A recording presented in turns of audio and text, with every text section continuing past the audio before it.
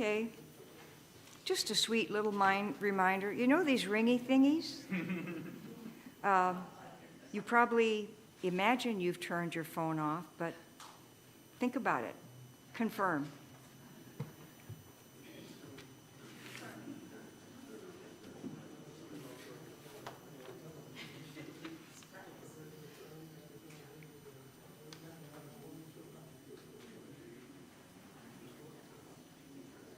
This is Sunday, July 20th, and I'm delighted you will see a wonderful young man up here in the area, and his name is Will Esty, and he's been here before. I think he commented this is certainly his second or third time to be part of our worship service, and he'll say some remarks about himself. I think it's important to know that he is Nancy Bratt's son. So it's sort of an extra thing to have his spirit with us today. Come as you are. Come as you are. Our congregation greets you, who you are, into the spirit of our community. Here in this space of worship, with us to share refreshments and conversation on the lanai afterwards, because it's usually a wonderful time to be a lot more casual with members and people who are visiting today. And as we share our kindness with all in this day, come and be who you are. If you look at your program, you will see on the back things that really guide you in terms of events that are scheduled next week, because it says, here's what's happening at UCOV this week. And there's tremendous variety.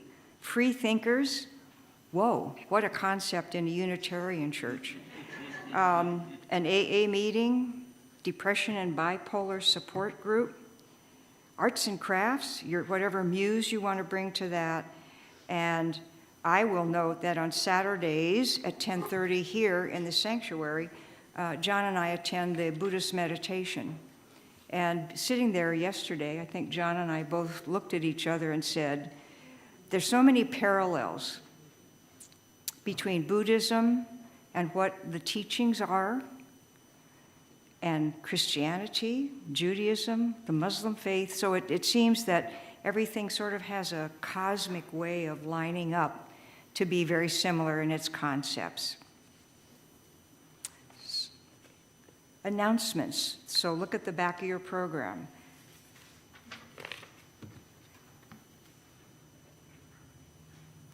For our chalice rising, lighting.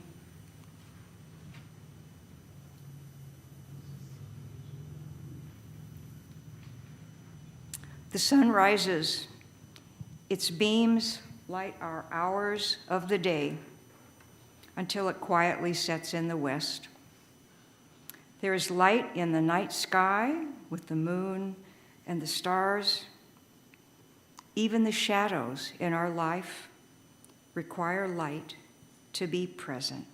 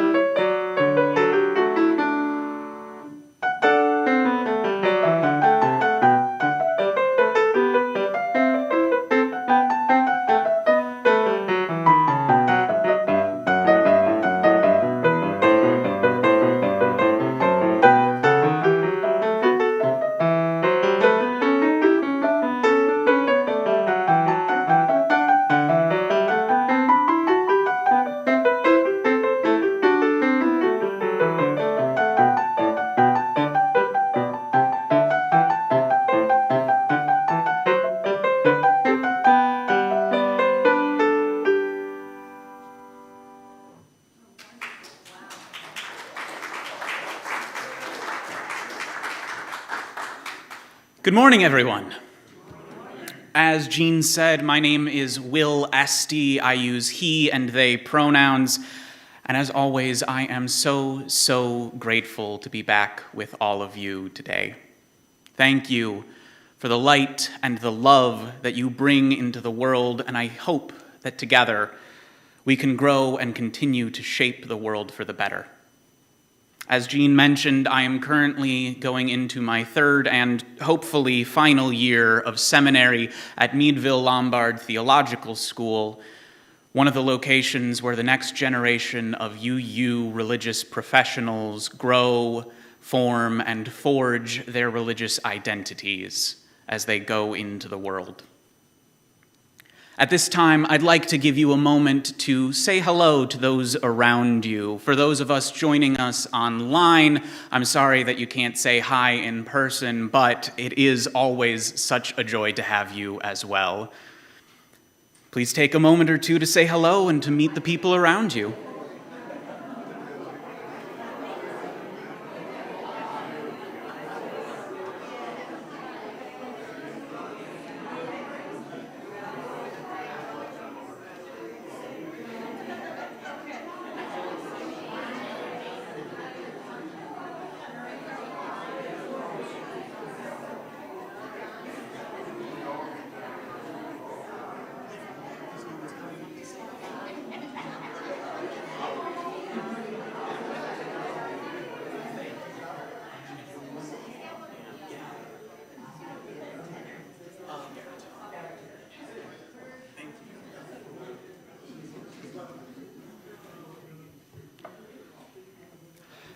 At this time, I'm sorry for letting you sit down, but please rise in body or in spirit and join us in singing our opening hymn, number 318, We Would Be One.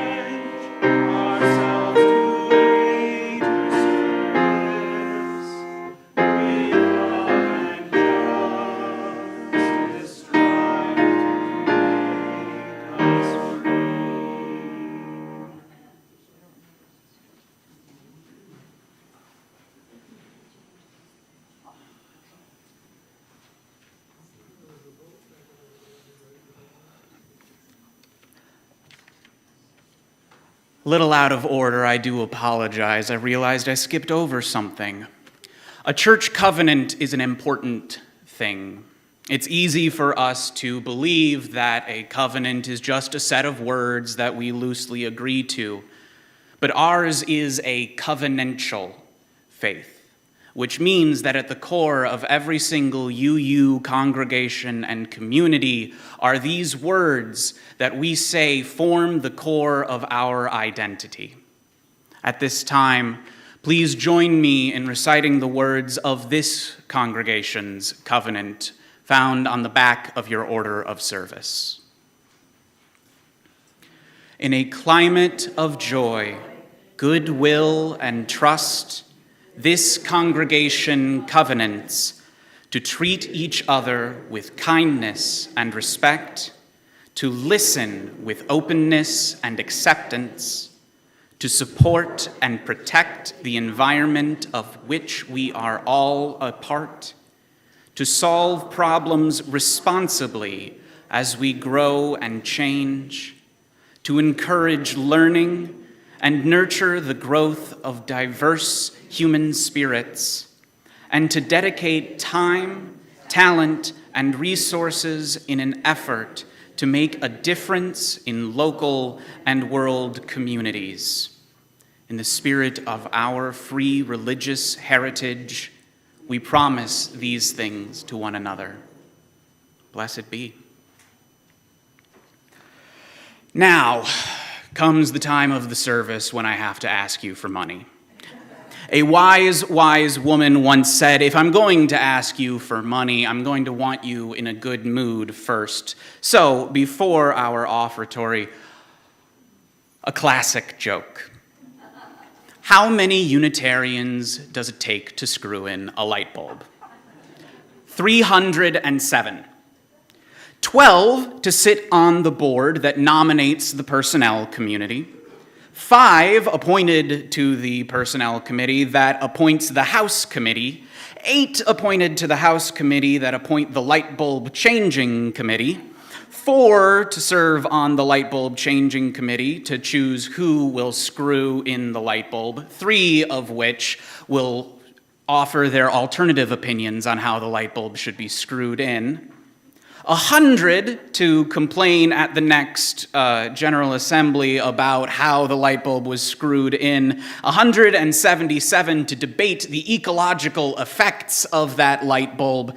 And at least one little old lady to say that back in her day, the light from the chalice was plenty enough. Today's offering will now be most graciously given and most gratefully received.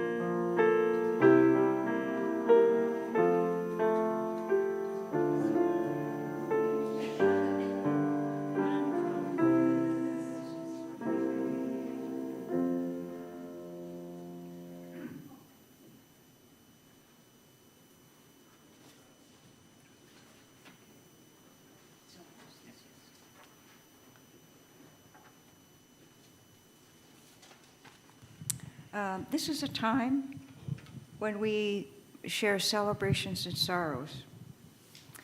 But I do have some words to share with you before, because I had the experience on Friday of attending a memorial service from a gentleman, 94 years old, who'd lived a grand, fulfilling life of community service. And it was a celebration with his family in a Methodist church, which brought back a lot of sentimental memories of the traditions that I experienced as a child. Life comes at us fast. Do we pass that fast test? This is a time to step out of that fast lane and share our joys and sorrows.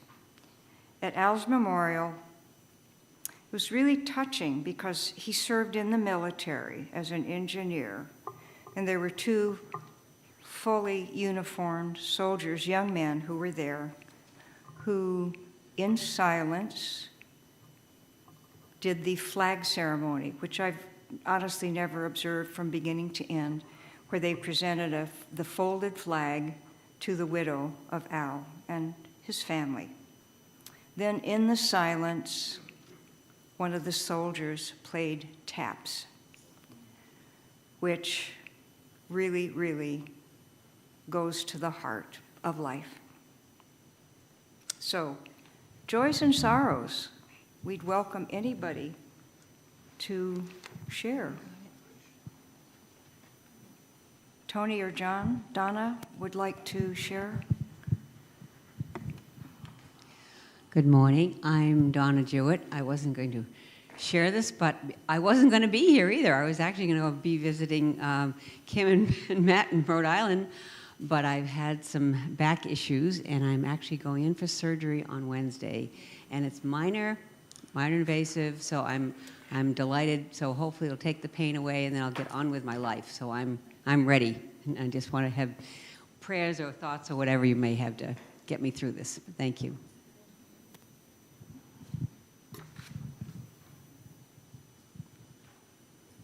No other brave souls? All right. There are candles lit, and anyone is welcome to come up and light a votive at any time, even after the service, as you think about an individual in joy or possibly in sorrow. All right, here Mr. Will Esty comes to speak to us. I'm going to sit down in front of this.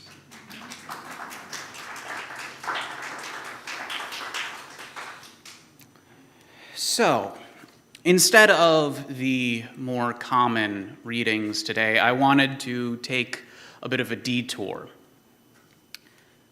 This is a story written by a user named Sado Euphemist on a forum that provides creative writing prompts and then allows anyone who finds them to write their chosen story. One of the beautiful things about this is that it provides a platform to those who wouldn't necessarily be able to find publishing or find an audience for their works. It also allows users to respond and continue each other's stories. So this will be a short story and then a continuation. The prompt for this was, "Temples are built for gods." Knowing this, a farmer builds a small temple to see what kind of God shows up. Arepo built a temple in his field. A humble thing, some stones stacked up to make a cairn, and 2 days later, a god moved in. "Hope you're a harvest god," Arepo said, and set up an altar and burnt 2 stalks of wheat. "It'd be nice, you know." He looked down at the ash smeared on the stone, the rocks all laid askew, coughed and scratched his head. "I know it's not much," he said, his straw hat in his hands, "but I'll do what I can. It'd be nice to think there's a God looking after me." The next day, he left a pair of figs. The day after that, he spent 10 minutes of his morning seated by the temple in prayer. On the 3rd day, the God spoke up. "You should go to a temple in the city," the God said. Its voice was like the rustling of wheat, like the squeaks of field mice running through the grass. "A real temple, a good one. Get some real gods to bless you. I'm no one much myself, but I might be able to put in a good word." It plucked a leaf from a tree and sighed. "I mean, not to be rude, I like this temple. It's cozy enough. The worship's been nice, but you can't honestly believe that any of this is going to bring you anything. This is more than I was expecting when I built it," Arepo said, laying down his scythe and lowering himself to the ground. "Tell me, what sort of God are you anyways?" I'm of the fallen leaves, it said, the worms that churn beneath the earth, the boundary of forest and field, the first hint of frost before the first snow falls, the skin of an apple as it yields beneath your teeth. I'm a god of a dozen different nothings, scraps that lead to rot, momentary glimpses, a change in the air, and then it's gone. The god heaved another sigh. There's no point in worship in that, not like war or the harvest or the storm. Save your prayers for the things beyond your control, good farmer. You're so tiny in the world, so vulnerable. Best to pray to a greater thing than me. Arepo plucked a stalk of wheat and flattened it with his teeth. I like this sort of worship fine, he said. So if you don't mind, I think I'll continue. Do what you will, said the god, and withdrew deeper into the stones. But don't say I didn't warn you otherwise. Arepo would say a prayer before the morning's work, and he and the god contemplated the trees in silence. Days passed like that, and weeks and months, and then the storm rolled in. Black and bold and blustering, it flooded Arepo's fields, shook the tiles from his roof, smote his olive tree, and set it to cinder. The next day, Arepo and his sons walked among the wheat, salvaging what they could. The little temple had been strewn across the field, and so, when the work was done for the day, Arepo gathered the stones and pieced them back together. Useless work, the god whispered, but came creeping back inside the temple regardless. There wasn't a thing I could do to spare you this. We'll be fine, Arepo said. Storm's blown over. We can rebuild. Don't have much of an offering for today, he said, and laid down some ruined wheat. But I think I'll shore up this thing's foundation tomorrow. How about that? The god rattled around in the temple and sighed. A year passed, and then another. The temple had layered walls of stones, a roof of woven twigs. Arepo's neighbors chuckled as they passed it. Some of their children left fruit and flowers, and then the harvest failed. The gods withdrew their bounties. In Arepo's field, the wheat sprouted thin and brittle. People wailed and tore their clothes, slaughtered lambs and spilled their blood, looked upon the ground with haunted eyes, and went to bed hungry. Arepo came and sat by the temple. The flowers wilted now, the fruit shriveled nubs. Arepo's ribs showing through his chest, his hands shaking, he murmured out a prayer. There is nothing here for you, the god said, huddling in the dark, its words full of spite. There is nothing I can do. There is nothing to be done. It shivered and spat out its words. What is this temple but another burden to you? We, Arepo said, and his voice wavered. So it's a lean year, he said. We've gone through worse, and we'll get through it again. So we're hungry. We've still got each other, don't we? And plenty of people prayed to other gods, but it didn't protect them from this. No, he said and shook his head, laid down some shriveled weeds on the altar. No, I think I like this arrangement fine. There will come worse, said the god from the hollows of the stone, and there will be nothing I can do to save you. The years passed. Arepo rested a wrinkled hand upon the temple of stone, and some days spent an hour there, lost in contemplation with his God. And one fateful day, from across the wine-dark seas, came war. Arepo came stumbling to his temple now, his hand pressed against his gut, anointing the holy site with his blood. Behind him, the wheat fields burned, and the bones burned black in them. He came crawling on his knees to the altar of hewed stone, and the god rushed out to meet him.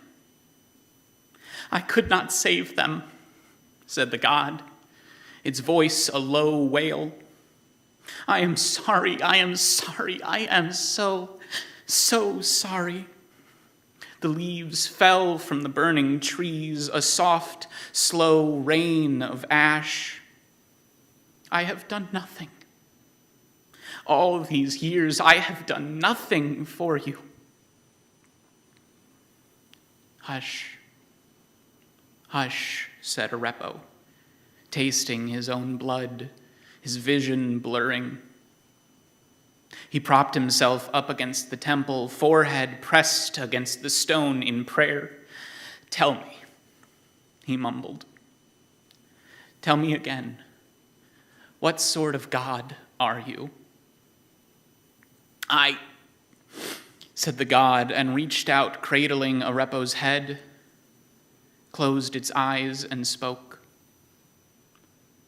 I'm of the fallen leaves, it said, and conjured up the image before them, of the worms that churn beneath the earth, the boundary of forest and field, the first hint of frost before the first snow falls, the skin of an apple as it yields beneath your teeth.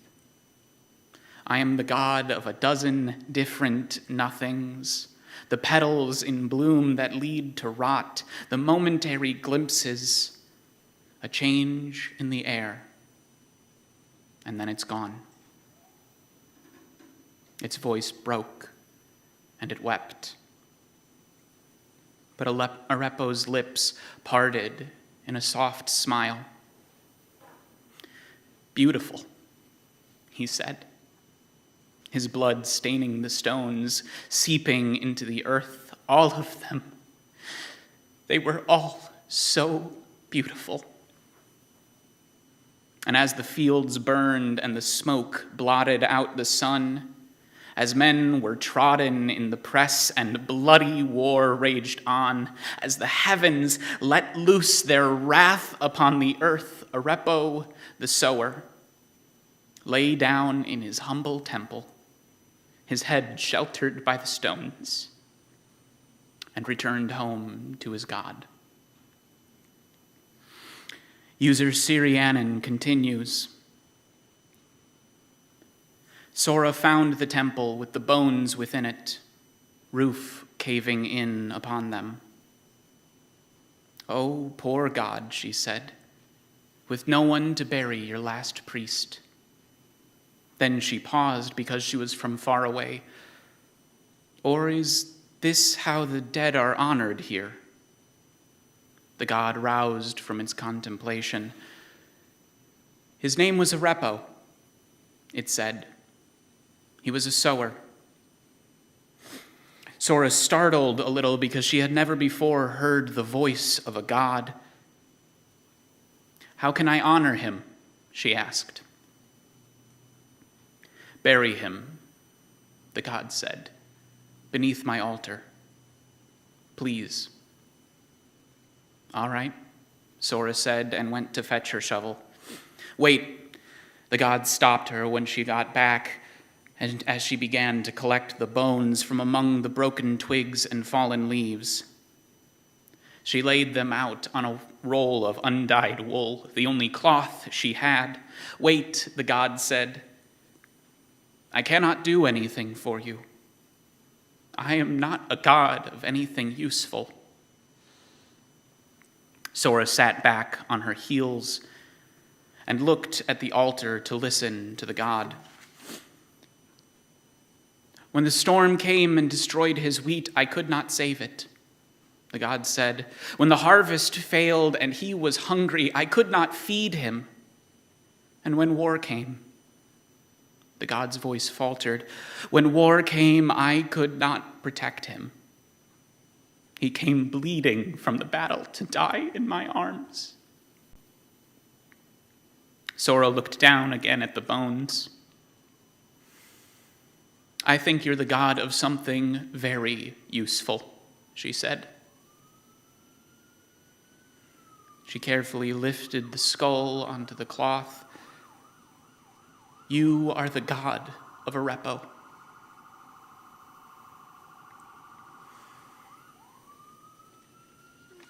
Peace, and may it be so.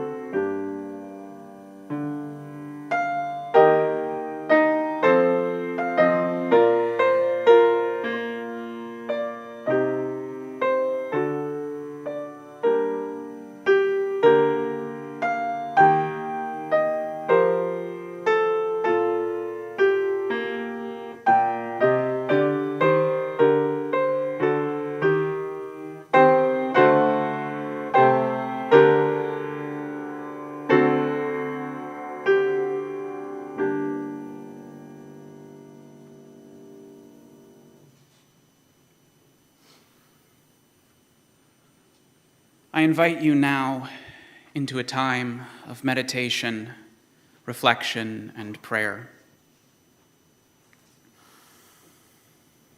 Spirit of life, Spirit of covenant, Spirit of a dozen different nothings, be with us here.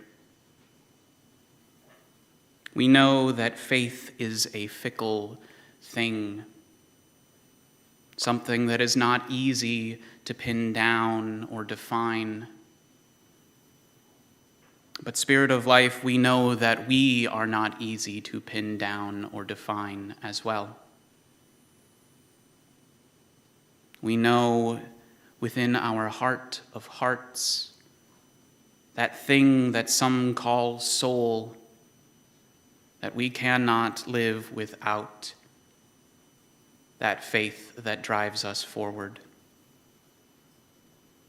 Please join me now in a moment of silent thought and reflection.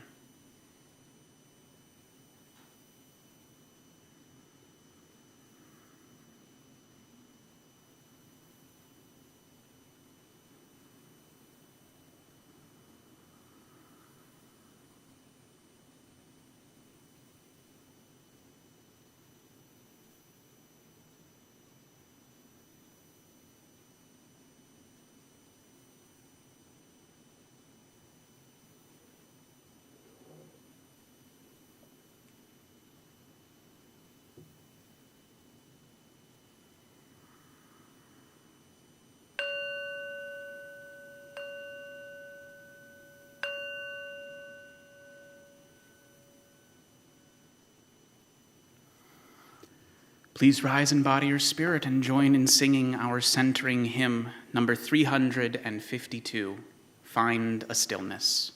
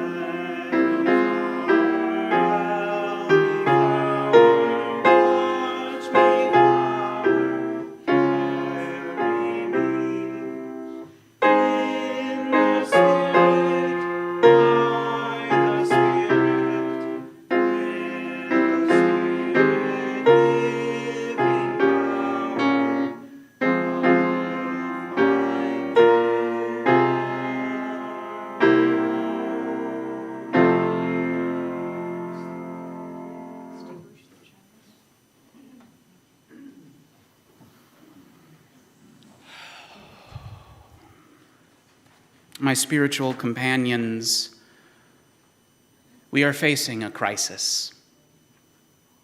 As we speak, there is a religious movement happening right now in our country that seeks to conflate Christianity with their political beliefs of violent xenophobia, fascist oppression of diversity, and at the time, literal worship of political figures.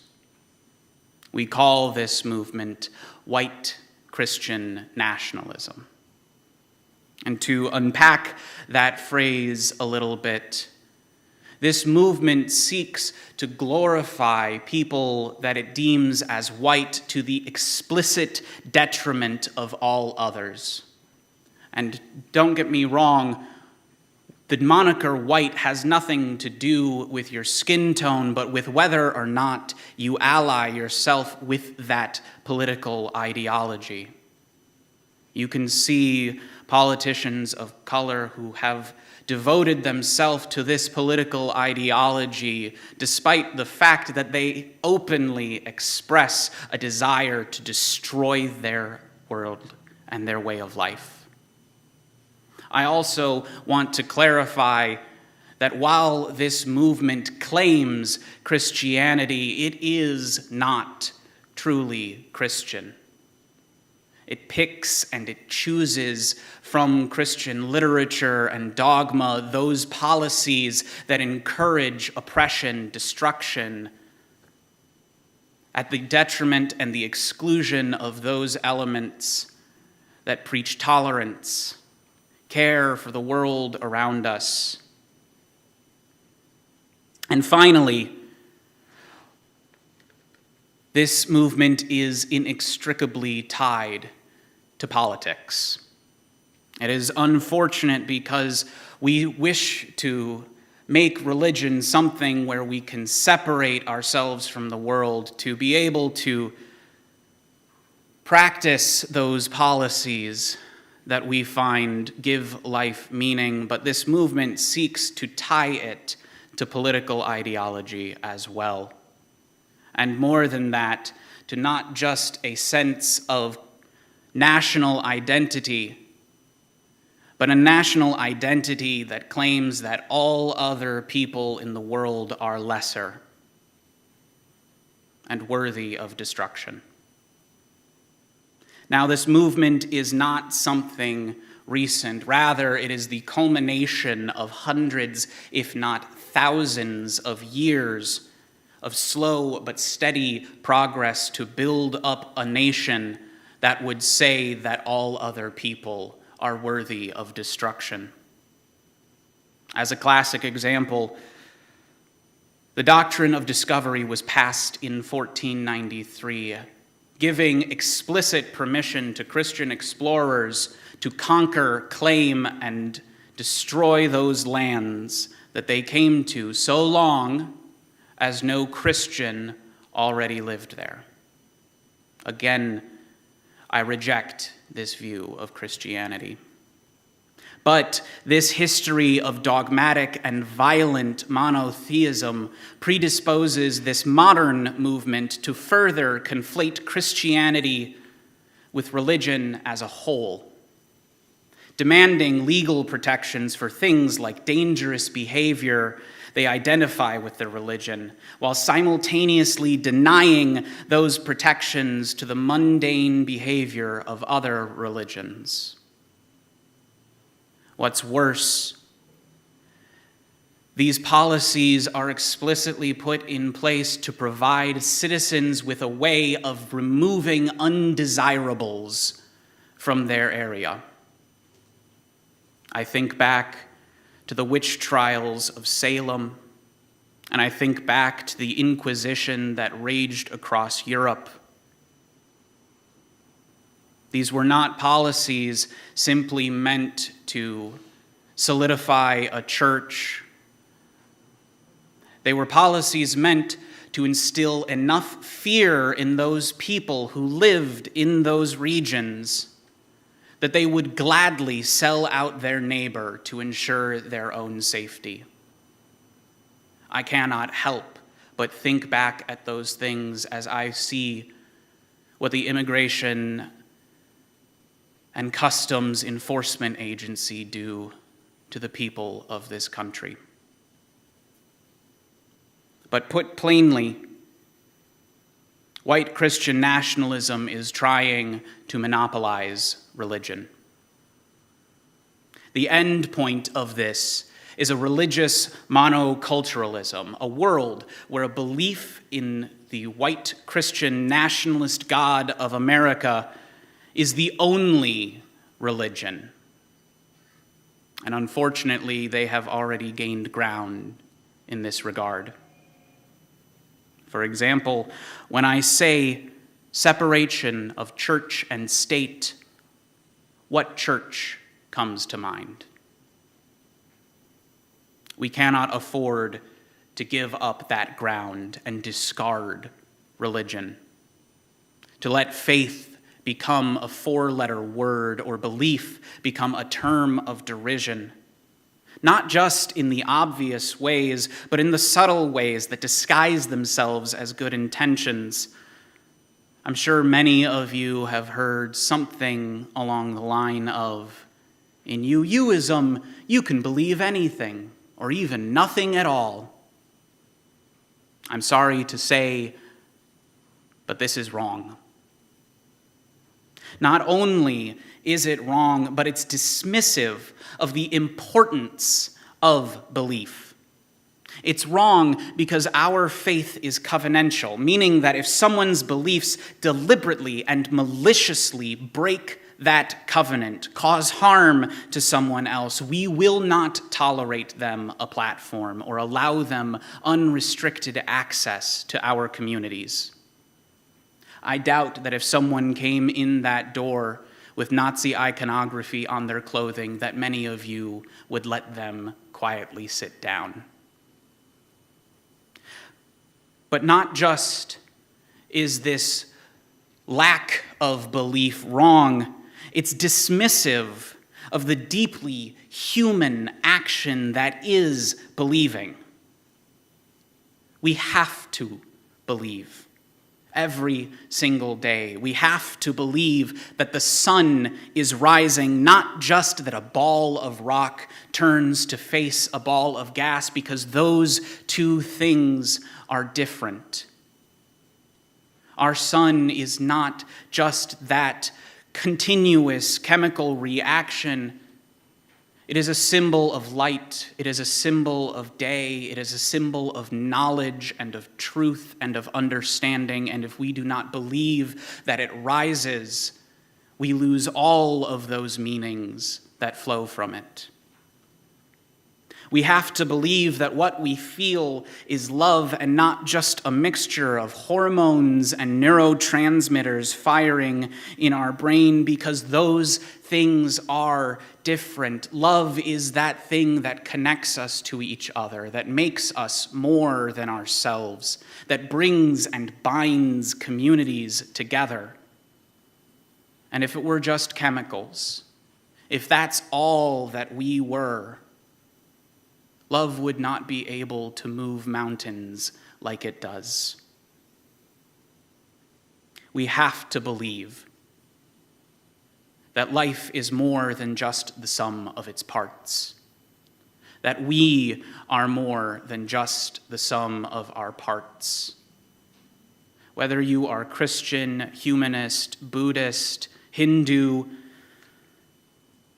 there is a belief at the core of your being that called you here today. And it is actions like believing that make us human. There is a reason that you are the first UU congregation of Venice. Not community, not society, not fellowship, but congregation. That word, like the sun, carries with it specific connotations that the work done by this community feeds souls and not just bellies, shelters dreams and not just bodies. That the work here comes from the belief, the faith that one day we can build that beloved community. Whether it takes 1 year, 10 years, 100 years, 1,000 years, we look towards the horizon with belief in our hearts that our work can make a difference.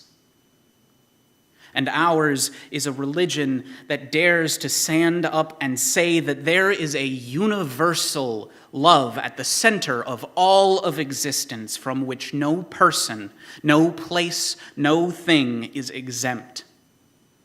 To stand up and say that the principles of justice, equity, transformation, pluralism, interdependence, and generosity celebrate, protect, and foster that love.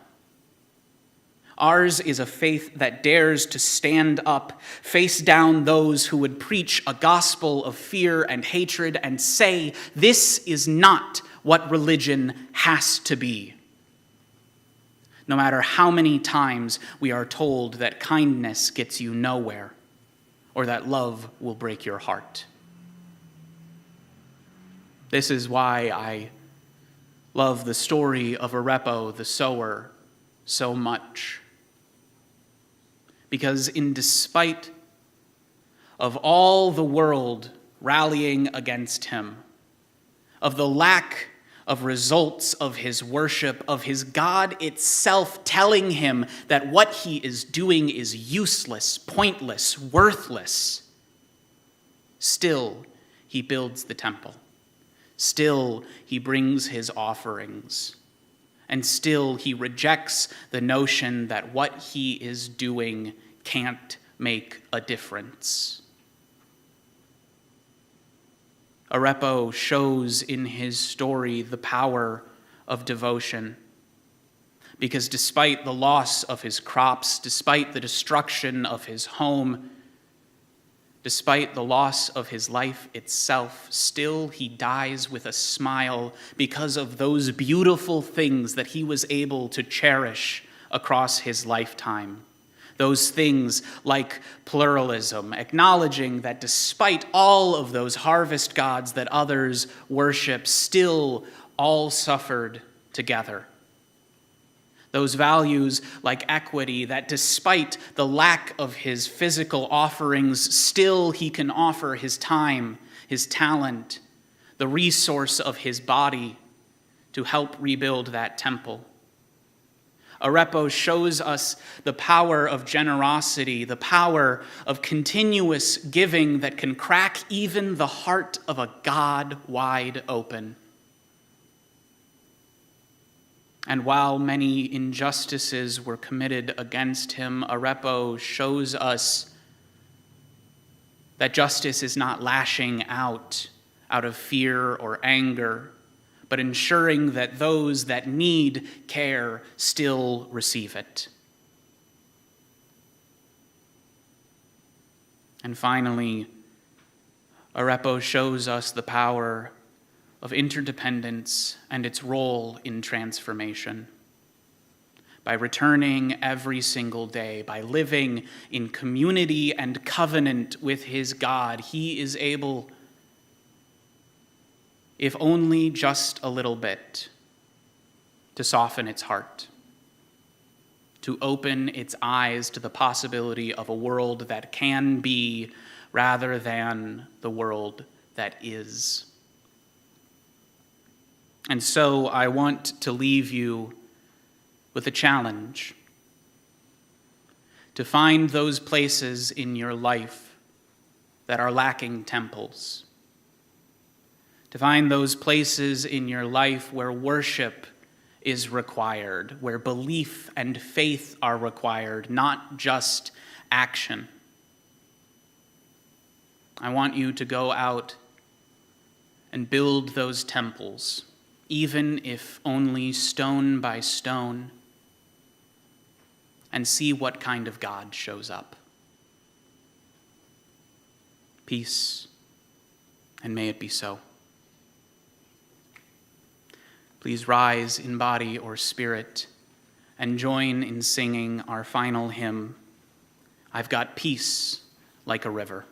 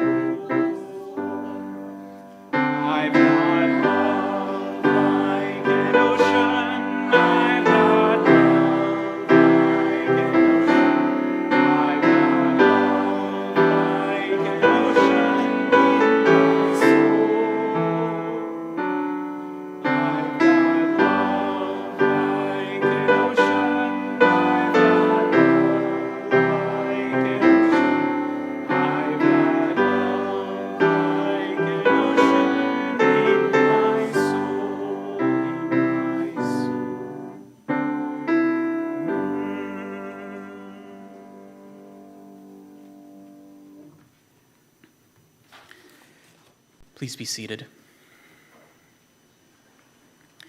The Unitarian Universalist flaming chalice is a symbol of hope in a weary world. It is a symbol of our belief, our collective faith that love can make a difference. And as we extinguish it today, I charge you to carry that flame, that belief, that sun with you in your heart and share its light wherever you go, so that one day it may warm every corner of the world.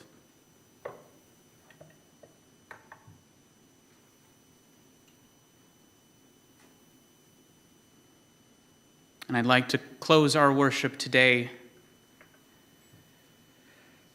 with the words by author Adrian Rich. My heart is moved by all I cannot save. So much has been destroyed.